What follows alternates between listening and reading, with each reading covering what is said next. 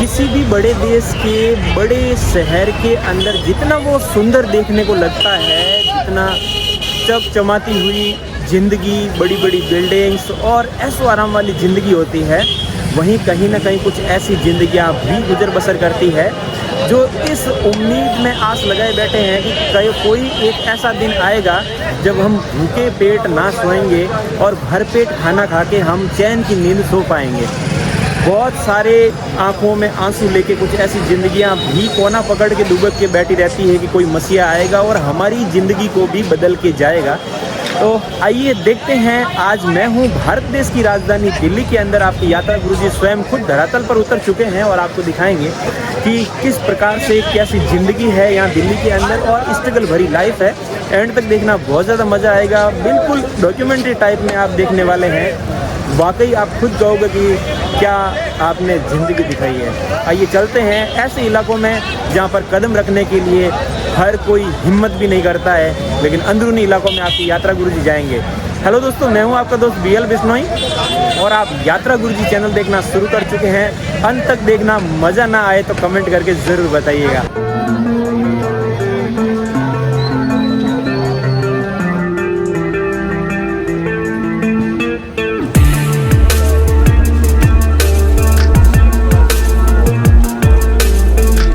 दिल्ली का सुबह सुबह 9 बजे के आसपास का समय हुआ है और ये नज़ारा आप देख सकते हैं। धीरे धीरे यहाँ की ज़िंदगी अब शुरू हो चुकी है। आपने मेरा लास्ट वीडियो नाइट लाइफ का देखा था, जहाँ पर ये सड़कें मैंने आपको बिल्कुल सुनसान दिखाई थी रात को 1-2 बजे तक जाग कर।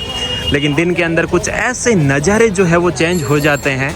तो धीरे धीरे सड़क के किनारे अभी ये दुकानें सजने लगी है और शाम के समय में जब ये जाते हैं तो ये सब कुछ समेट के चले जाते हैं। यहाँ पे कुछ भी नहीं छोड़ते हैं। ठीक है, तो फिलहाल ये शुरुआत हो चुकी है। दिल्ली की ज़िंदगी देखते हुए चलते हैं और आगे बढ़ते हैं। क्या क्या नज़ारे मिलते हैं, मज़ा आ जाएगा। एक बात आप सोचिए कि अगर नाइट होना बंद हो जाए, अगर रात नहीं हो तो इंसानों का क्या हो जाएगा। कुछ ऐसी कंट्री भी होती है जहाँ पे भाई अंधेरा नहीं होता है, लेकिन अगर मैं इंडिया के हिसाब से देखूं या फिर अपने आसपास नेबर जितनी भी कंट्रियाँ उस हिसाब से देखें कि अगर मान लो रात नहीं होगा तो इंसान दौड़ दौड़ के मतलब मर जाएगा यार। रात होती है तो कम से कम 4-5 घंटे शांति मिलती है कि भाई अब रात हो चुकी है और अब अपने को रेस्ट करना है। जैसे ही दिन होता है तो आप देखिए आसपास दौड़ती हुई जिंदगियां नज़र आ रही है। कोई भारी भरकम काम कर रहा है, कोई कुछ भी कर रहा है, कोई रेडी लगा रहा है, कोई अपने ऑफिस जा रहा है। किसके दिमाग में कोई टेंशन चल रही है, किसी को गर्लफ्रेंड की टेंशन है, किसी को पैसे की टेंशन है, किसी की शादी होने की टेंशन है तो किसी की टूटने की टेंशन है। हर एक ज़िंदगी की अपनी अपनी कहानियों के अंदर ही सब मशगूल है। तो वाकई बड़े शहरों में जब हम ट्रैवल करते हैं तो बहुत कुछ सीखने को और देखने को मिलता है अपने को।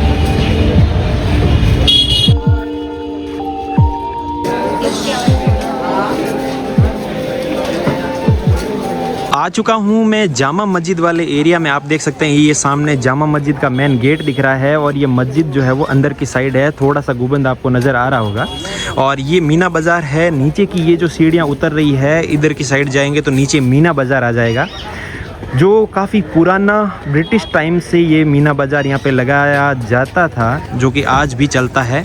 अब चीज़ें मॉडर्न टाइप की बिकती है और आसपास कुछ ऐसी बिल्डिंग्स है जो कि पुराने स्ट्रक्चर देखने को मिलेंगे। आप देख सकते हैं ना, काफ़ी पुराने स्ट्रक्चर है जो कि आज भी मौजूद है और वो उस ज़माने की कहानी चीख चीख के बयां करते हैं कि हम उस दौर के गवाह हैं जब यहाँ पे बहुत ज़्यादा जुल्म अत्याचार हुआ करते थे, है ना। अंग्रेज़ों का भी राज हुआ करता था।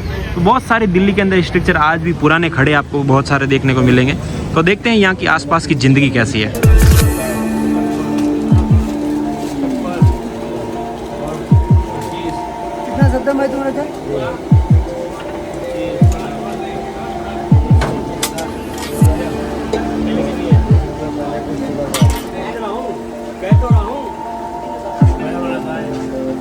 मीना बाज़ार के अंदर ही शुरुआत करते हैं सुबह सुबह गर्मा गर्म चाय की चुस्कियों के साथ में। और हालांकि मैं चाय पीता नहीं हो तो कॉफ़ी ले लेंगे, लेकिन यहाँ पे चाय बनाने का स्टाइल काफ़ी पुराना और एकदम पुश्तैनी है। वाकई एक तो चाय बनती है तो यहाँ पे क्या होता है, दूध अलग से डाला जाता है, ऊपर से जो है वो चाय का घोल है वो अंदर डालते हैं। आपको आवश्यकता अनुसार चीनी नहीं चाहिए तो अलग से चीनी डाला जाता है। तो वाकई काफ़ी एक यूनिक स्टाइल ही लगी है मुझे, आप देख सकते हैं। तो मीना बाज़ार के अंदर आए तो जस्ट नीचे उतरते ही सबसे पहले आप चाय की चुस्कियाँ यहाँ से ज़रूर लें, फिर पूरा मीना बाज़ार घूमें।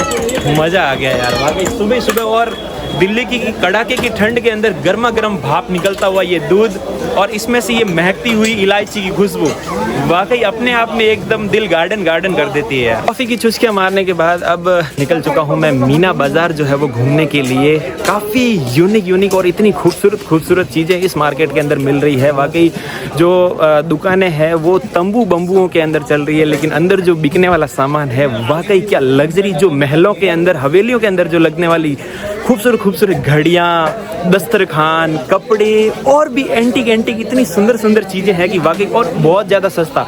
और दिल्ली तो आपको पता है, चाहे कपड़ा हो चाहे कोई भी आइटम हो, सस्ते के मामले में तो भाई साहब दिल्ली प्रसिद्ध ही है।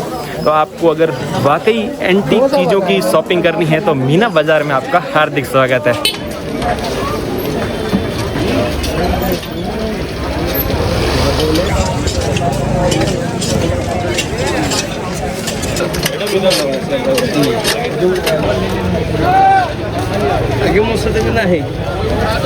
वाकई मीना बाज़ार की रौनक अपने आप में दिल्ली के अंदर अलग ही एक पहचान बनाती है। वाकई अभी सुबह का टाइम है, लेकिन आप भीड़ देखो भाई साहब, ओए होए गजब, बहुत ज़्यादा भीड़ है। ये मीना बाज़ार भाई भीड़ के लिए ही बहुत ज़्यादा प्रसिद्ध है, आप देख सकते हैं। और इधर की साइड देख सकते हो कितने सुंदर चीज़ें जो है यहाँ पे मिल रही है ना। ये हैंगर है अंदर कुछ रखने के लिए और बहुत सारे चश्मे यहाँ पे मिलने लग रहे हैं। एंटीक पर्स और बहुत खूबसूरत घड़ियाँ और भी बहुत कुछ चीज़ें हैं जो यहाँ पे बहुत सस्ते दामों के अंदर आप यहाँ पे शॉपिंग कर सकते हो।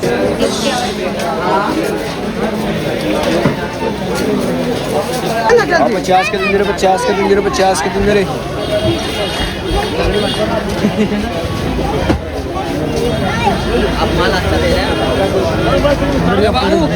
अब चलते हैं थोड़ी सी गलियों के अंदर की जो दुकानें हैं उनको अपन देख लेते हैं कि भाई क्या क्या यहाँ पे मिल रहा है। बहुत सारे कपड़े देखिए कितने सुंदर और वाकई बहुत ही सस्ते दामों के अंदर कपड़े आपको यहाँ पे देखने को मिलेंगे।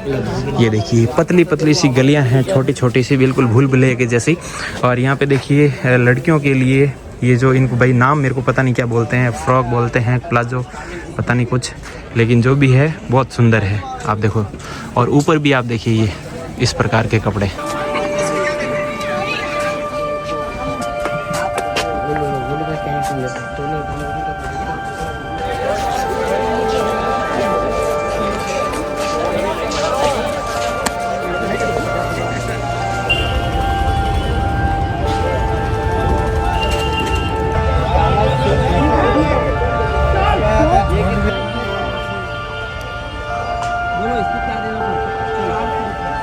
मीना बाज़ार से मेन रोड की तरफ जब बाहर निकलते हैं तो यहाँ पे संडे का चोर बाज़ार लगता है, जो कि आज नहीं लगा हुआ है। कुछ दुकानें आज भी यहाँ पर लगी हुई है। वहाँ पर भाई चार्जर है, पावर बैंक है, ईयरफोन्स है, बहुत ही सस्ते मिलते हैं। और बहुत सारे चोरी के जो है वो यहाँ पे इलेक्ट्रॉनिक सामान भी यहाँ पे मिलते हैं। तो आप सस्ता अगर ख़रीदना हो तो यहाँ से आप बिल्कुल ख़रीद सकते हैं। और एक तो भाई साहब कह रहे थे कि भाई आपका फ़ोन संभालना, ऐसा है वहाँ पर माहौल कि आपका फ़ोन चोरी करके आप ही को वापस भेज दिया जाएगा। तो ऐसा सिस्टम होता है, थोड़ा सा सतर्क रहना पड़ता है। वाकई चोर बाज़ार के अंदर कुछ चीज़ें जो है वो वाकई चोरी की होती है और काफ़ी ज़्यादा सस्ती भी होती है। मोबाइल तक भी यहाँ पे आपको देखने को मिल जाएंगे।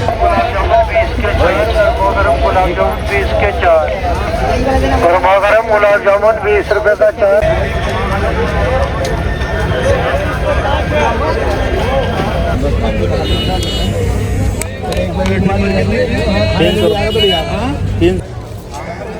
भाई साहब ये वीडियो बनाना अच्छी बात नहीं है यार। के किनारे नल में से आ रहा है पानी और बहुत सारे रिक्शा ड्राइवर जो होते हैं रात के समय में सड़क किनारे सो जाते हैं और यहीं पे जो है वो इस प्रकार से नहाना होता है।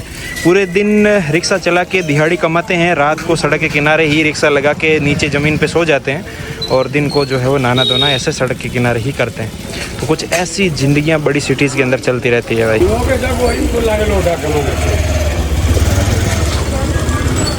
थोड़ा सा फ्रूट खरीद लेता हूँ यहाँ से, क्योंकि सर्दी का टाइम चल रहा है, प्यास भी नहीं लग रही है और याद भी नहीं आता है कि मुझे पानी भी पीना है। इसलिए संतरा ज़रूरी है, जो कि शरीर के अंदर पानी की कमी और बहुत सारे विटामिन्स और भी बहुत सारी ज़रूरतें जो है वो पूरी करता है।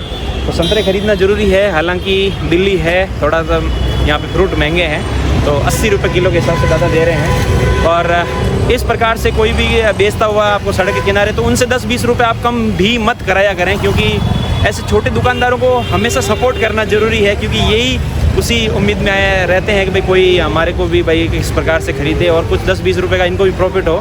तो दादा से मैंने 80 रुपये किलो जो है वो संतरे लिए हैं, लेकिन इनको मैं पूरे 100 रुपये दूंगा, क्योंकि अपनी तरफ से भी थोड़ा सा इनको भी सहायता हो जाए। और वाकई मार्केट काफ़ी अच्छा है। अभी अपनी वीडियो यात्रा चल रही है, दोपहर हो चुकी है, लेकिन लग नहीं रहा है कि दोपहर हो चुकी है। हल्की हल्की कोहरा धुंध की परत अभी भी छाई हुई है सड़कों के ऊपर, और लोग आ रहे हैं जा रहे हैं, और जिस गली में भी घुस रहे हैं भाई साहब ट्रैफिक भर भर के दिख रहा है यहाँ पे।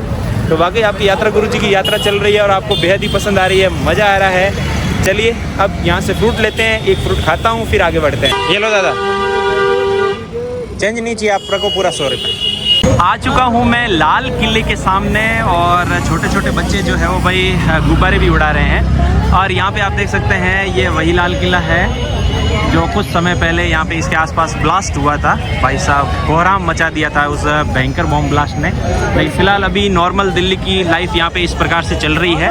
अब मैं यहाँ से बस पकड़ के जाना चाहूँगा मजनू का टीला की साइड, यमुना जी का घाट है। तो मैं बहुत बार दिल्ली आया हूँ, लेकिन मैंने कभी यमुना जी के आसपास एक वाला एरिया नहीं घूमा हूँ। तो बस पकड़ के चलते हैं यमुना जी की साइड।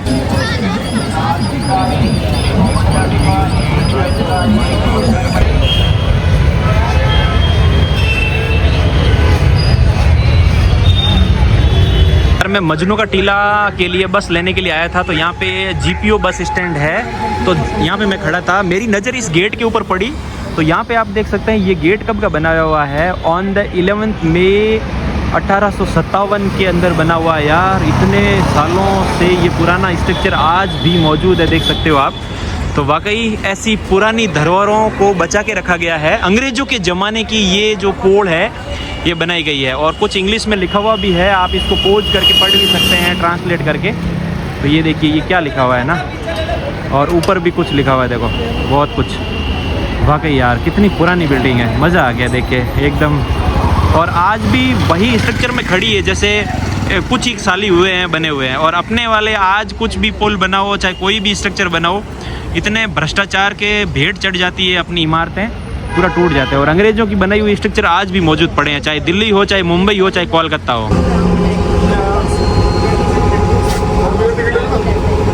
भाई साहब बस के अंदर ट्रैवल करते करते थोड़ा सा मैं गलत स्टॉप पे उतर गया, मोबाइल में देख रहा था पता नहीं चला, थोड़ा आगे उतर गया मैं वजीराबाद की साइड, और वहाँ से अब मैं सिग्नेचर ब्रिज के ऊपर चढ़ गया हूँ। आप मेरे पीछे देख रहे हैं सिग्नेचर ब्रिज। और जितनी बार भी मैं दिल्ली आया लगभग मैं स्लम एरिया के अंदर ही ट्रैवल किया, और आपके रिकमेंडेशन के आधार पर मैं स्लम एरिया ज़्यादा कवर करता हूँ। लेकिन इस बार जो है वो कुछ हट के अपन लाइव देख रहे हैं। आप मेरे पीछे थोड़ा सा मैं आपको दिखाना चाहूँगा, ये दिल्ली का सिग्नेचर ब्रिज है। आप देखिए पूरा हैंगिंग ब्रिज टाइप बनाया हुआ है, और ये पूरा राउंड शेप में है। ये कोई देखिए एक पाथ उधर जा रहा है, एक पाथ इधर आ रहा है, तो ये पूरा सर्कलनुमा इस प्रकार से बनाया हुआ है ना, ये देखिए वर्ताकार। और मैं अभी वजीराबाद की साइड जा रहा हूँ। तो ये यमुना जी है, और ये यमुना जी के आसपास की ज़िंदगी देखने के लिए मैं आया हुआ। आप देख सकते हैं यमुना नदी, तो यहाँ पे भारत की सबसे पवित्र नदियों में से एक यमुना नदी। लेकिन दिल्ली के पॉल्यूशन की वजह से ये नदी कम, नाला गटर ज़्यादा बन गई है। तो ये कुछ इस प्रकार की व्यवस्थाएं हैं यहाँ पे।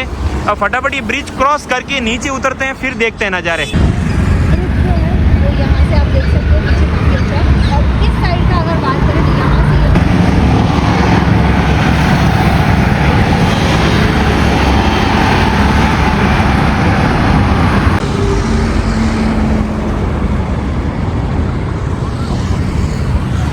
यहाँ से देखने पर नज़ारा बहुत ही ज़्यादा सुंदर लग रहा है। आप मेरे पीछे देख सकते हैं ब्रिज दिख रहा है, ब्रिज के नीचे से क्रॉस होती हुई यमुना नदी, और इधर की साइड ये पूरे के झाड़ और ये कितने सारे आपको ये जंगल नुमा एरिया दिख रहा है। तो नीचे बहुत सारे लड़के लोग भी खड़े हैं, आप देख सकते हैं, एक उधर खड़े हैं, इधर जंगल में भी खड़े हैं। तो यहाँ पर थोड़ा सा आए तो थोड़ा सा सचेत रहना जरूरी है, क्योंकि काफ़ी ज़्यादा नशेड़ी गंजेड़ी गर्दुले जो है वह इन झाड़ियों के अंदर जो है वो यहाँ पे नशे वशे करते रहते हैं भाई साहब। तो ऐसा कोई गंजेड़ी मिल गया तो अपने साथ लूट पाट भी हो सकती है, पूरा अपने पास जितना भी सामान है वो सब कुछ छीन के भाग सकता है।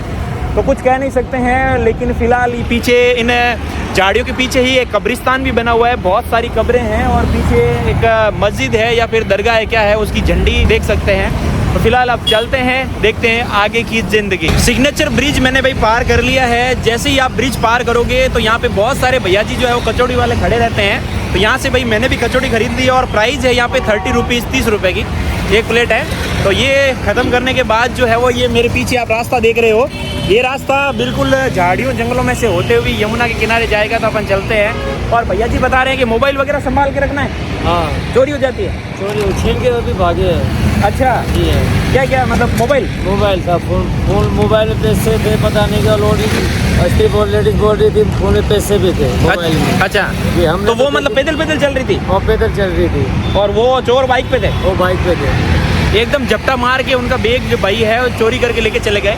तो बड़े सावधानी तरीके से चलना पड़ेगा, मोबाइल एकदम संभालना पड़ेगा अपने को। तो फटाफट ख़त्म करते हैं शानदार चटपटी कचौरी और फिर निकलते हैं।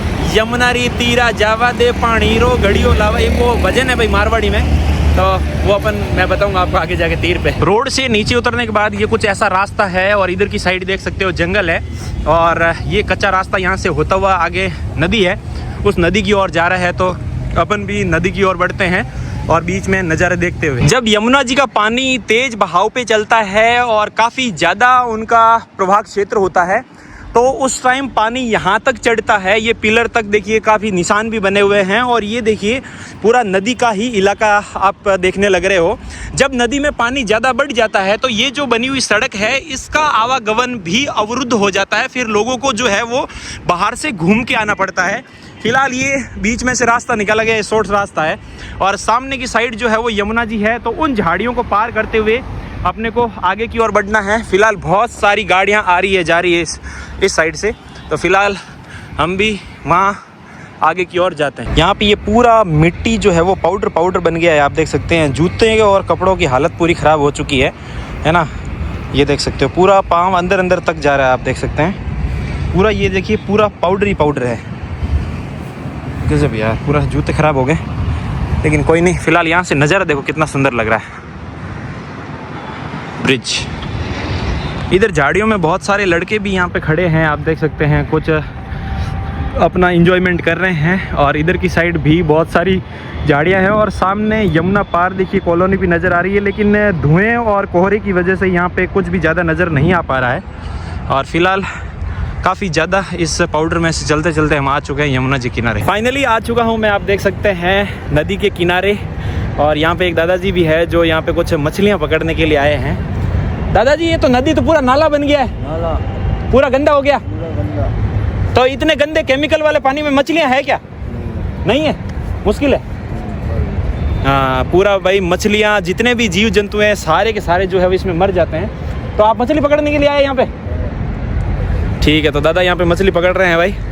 और बहुत सारी बाइक यहाँ पे और भी खड़ी है और भी मछुआरे जो है वो अंदर की साइड जाल फेंक के कुछ जो छोटी मोटी मिल जाए वो यहाँ पे निकालने के लिए आए हैं। और फिलहाल इतनी भयंकर बदबू आ रही है, नदी कम ये गटर ज़्यादा बन गई है और यमुना जी की ये हाल है कुछ इस प्रकार से। ये कुछ ऐसा सीन लगातार चल रहा है भाई साहब। मेरी आपने थाईलैंड वाली वीडियो देखी होगी, उसके अंदर मैंने आपको थाईलैंड की सिटी के बीच में से गुजरती हुई मैंने आपको नदी दिखाई थी। हालांकि वो नदी तो क्या, वो भी एक तरह का नाला ही है, लेकिन कितना साफ़ सुथरा उसमें बोट चल रही है, एक ट्रांसपोर्टेशन का साधन बना दिया है। 5 रुपए के अंदर उस नाव के अंदर जो है वो सफ़र किया जा सकता है। तो वो मैंने आपको दिखाया। वियतनाम के अंदर मैंने आपको दिखाया, तो जहाँ पर जिस देश के अंदर जो नदियाँ हैं जिनको पवित्र माना जाता है उस देश के अंदर नदियों के कुछ ऐसे हाल हैं। और विदेशों के अंदर नदियाँ इतनी पवित्रता के हिसाब से इतनी इम्पोर्टेंट नहीं है, लेकिन वो सुंदरता को बढ़ावा देते हैं और वो इस प्रकार से उसको डेवलप करते हैं कि वो नदी या फिर जो भी नाला भी रहेगा तो उसको भी टूरिस्ट एक अट्रैक्शन पॉइंट बना दिया जाता है। तो वाकई वो विदेशी नीतियाँ हैं। फिलहाल भारत के अंदर कुछ नदियाँ इस हालात के अंदर पड़ी है और भयंकर बदबू, पूरा सीवरेज का पानी जो है वो सिटी का इसी के अंदर ही बहने लग रहा है।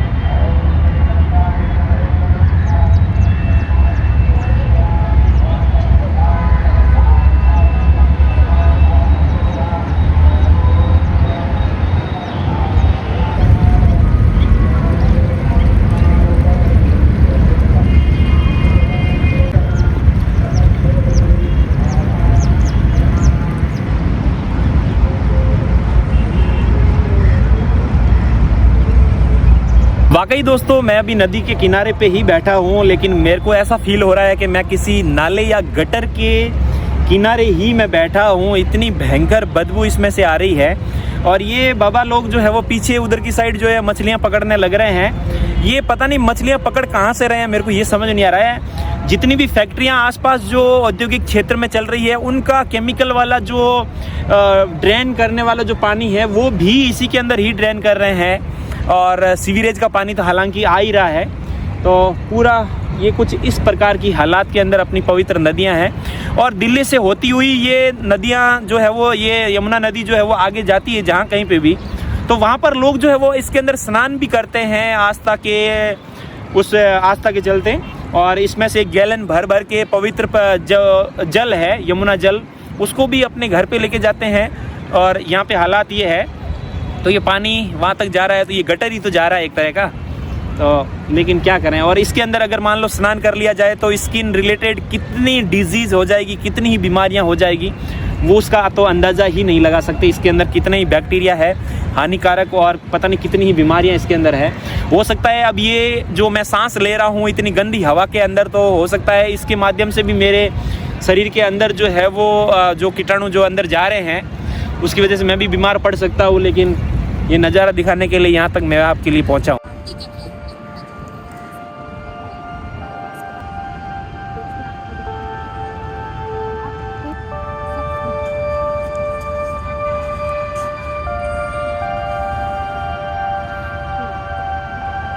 लास्ट आपने देखा था कि कचौड़ी खाई थी भाई यमुना जी के वहाँ पे ब्रिज के पास में, यमुना जी के पास में।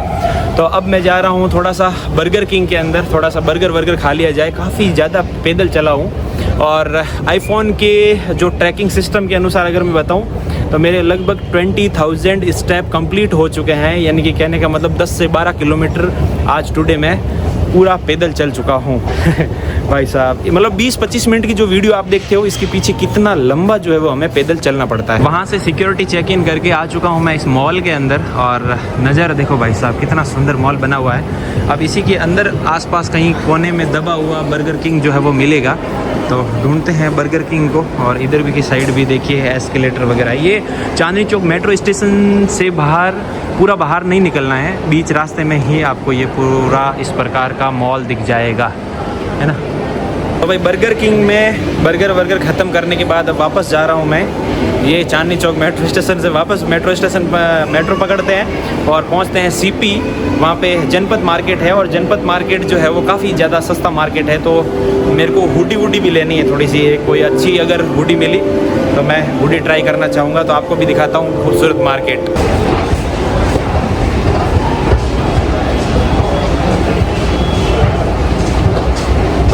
तो भाई मैं आ चुका हूँ सीपी। ये राजीव चौक मेट्रो स्टेशन से बाहर निकला हूँ गेट नंबर 6 से। और यहाँ पे आसपास अभी शाम हुई है और काफ़ी रंग बिरंगी शाम यहाँ पे नज़र आ रही है, आप देख सकते हैं टोटली।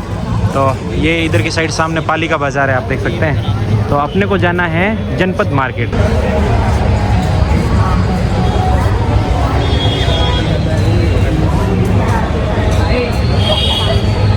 ये है भाई शाम के टाइम में यहाँ पे कनॉट पैलेस मार्केट का क्राउड आप देख सकते हैं। अभी तो जैसे शाम हुई है, लोग ऑफिस वगैरह से अपने अपने काम धंधे से फ्री होते हैं। तो किसी को शॉपिंग करनी हो, कोई किसी को मिलने कहीं आना हो, तो सबसे अच्छा एरिया, रिच एरिया कहते हैं तो वो ये सीपी वाला माना जाता है। आसपास सबसे बड़े बड़े जो भी ब्रांड है उन सब के ब्रांड के शोरूम आपको यहाँ देखने को मिलेंगे ना। एकदम लंदन वाली फील आती है जब सीपी में आते हैं। तो ऐसा लग रहा है कि भाई फॉरेन कंट्री में आ गए हैं। काफ़ी अच्छा माहौल है, साफ़ सफाई भी मेंटेन होती है। आ चुका है भाई अपना जनपद मार्केट। सिक्योरिटी क्लियर करने के बाद सीधा अंदर घुसते हैं और मार्केट दिखाते हैं। तो फाइनली भाई आप देख सकते हैं, ये है जनपद मार्केट। दिल्ली का सबसे सस्ता मार्केट कहते हैं वो ये है। तो यहाँ पे अभी विंटर सेल लगी हुई है, बहुत ही शानदार चीज़ें आपको यहाँ पे देखने को मिलेगी। तो सीजन के हिसाब से चीज़ें मिलती है, बाकी तो सदाबहार वाली तो अलग अलग कपड़े, अलग अलग शूज और भी बहुत कुछ आइटम यहाँ पे मिलता रहता है। तो देखते हैं यहाँ पे मार्केट।